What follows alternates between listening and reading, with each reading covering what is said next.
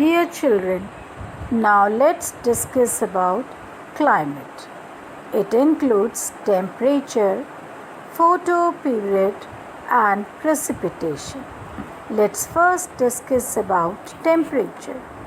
As the climate gets colder, either by increasing in altitude or by going away from the equator, the vegetation will change from tropical to subtropical, temperate, and then alpine.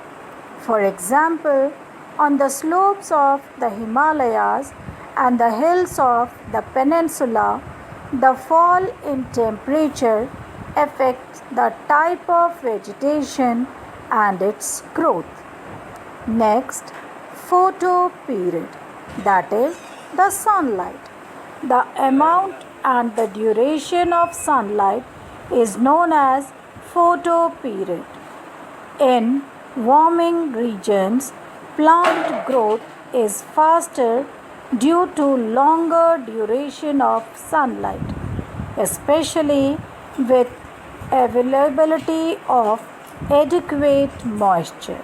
For example, the southern slopes of the Himalayas are covered with thick vegetation than the northern slopes due to more availability of sunlight.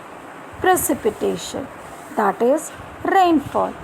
Areas of heavy rainfall always have dense vegetation than other areas with lesser rainfall. For example, the southwest monsoon rains on the windward side of the Western Ghat causes a heavy growth of tropical evergreen forest there, whereas the leeward side does not have any such forest. Dear children, all of you know that forests are very important for us.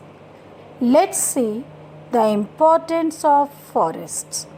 Forests are advantageous for environment.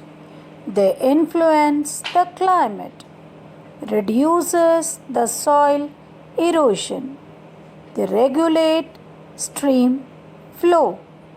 They provide raw material for industries and livelihood for many, etc.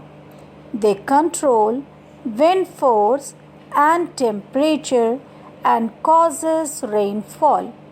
They also provide shelter to various animal species. Thus, without forest, it is impossible to sustain our own life.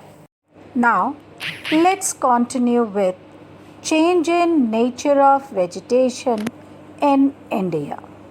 Factors like growing demand for cultivated land, development of industries and mining, urbanization have changed natural vegetation.